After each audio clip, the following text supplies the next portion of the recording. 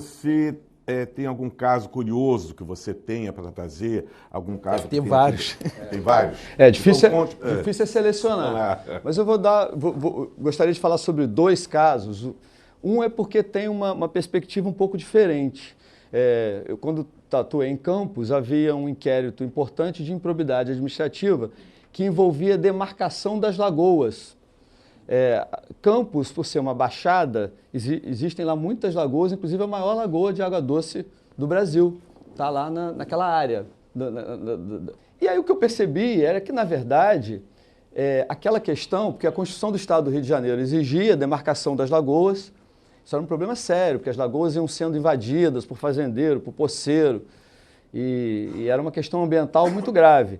Mas o importante daquilo ali era o que viria para frente, porque a Constituição Federal, a Constituição Estadual, ela veio prevendo a obrigação de demarcar as lagoas, havia legislação estadual, então, para a demarcação das lagoas. E havia um inquérito por improbidade por não haver a demarcação das lagoas. E o direcionamento que me pareceu mais importante naquele inquérito não era buscar punição porque as lagoas não foram demarcadas, porque havia uma questão histórica de não ter sido demarcadas as lagoas. Foi o que o doutor Pinheiro falou com relação ao que é ilegalidade e o que é improbidade.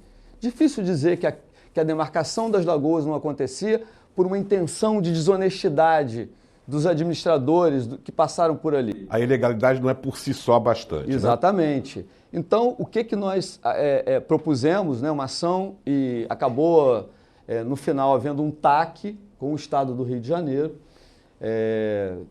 foi para que houvesse a demarcação das lagoas, que era o primeiro passo para preservar as lagoas. Que se soubesse qual era a... Então, assim, eu considero, na minha trajetória, essas uma das vitórias mais importantes do Ministério Público. E ele foi cumprido? Foi cumprido, as lagoas foram demarcadas. Então, assim, de um inquérito que era por improbidade, o direcionamento foi diferente e eu acho que o objetivo de proteger o interesse público, o patrimônio público, foi alcançado. E há um caso aqui do Rio de Janeiro, quando eu fui promotor, e diversos colegas passaram por esse caso, inclusive o Rogério Pacheco, que está aí, que foi o esquema das ONGs. Se verificou que o Estado do Rio de Janeiro, a Secretaria de Saúde, com verbas da Secretaria de Saúde, valores que somaram mais de meio bilhão de reais, isso, valores históricos da época, mais de 500 milhões de reais na época.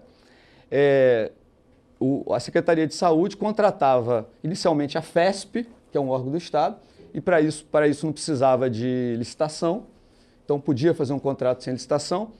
A FESP, por sua vez, contratava uma ONG. Público.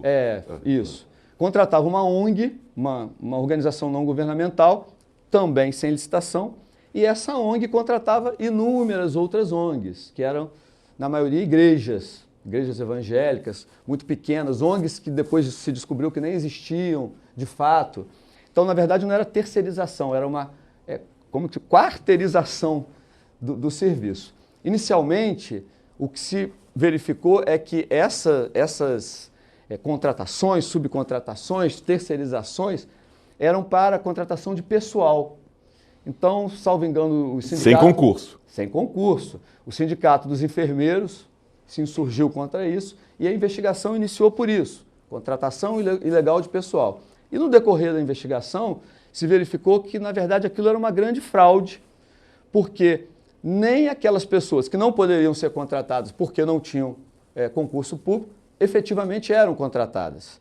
Então, havia um esquema no final que o pastor da igreja, enfim, o responsável, ele assinava um cheque, recebia um cheque de valor inferior a 100 mil reais para não cair nos controles do Banco Central. Então, na época, 99 mil reais.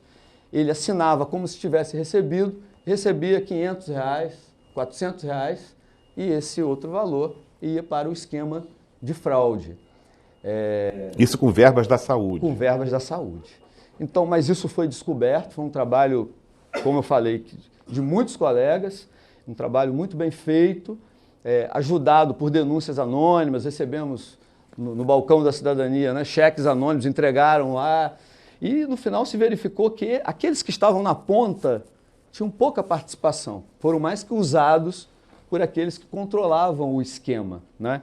Então foi uma ação, foram várias ações que foram divididas por núcleos e felizmente o resultado, apesar do tempo, foi muito positivo.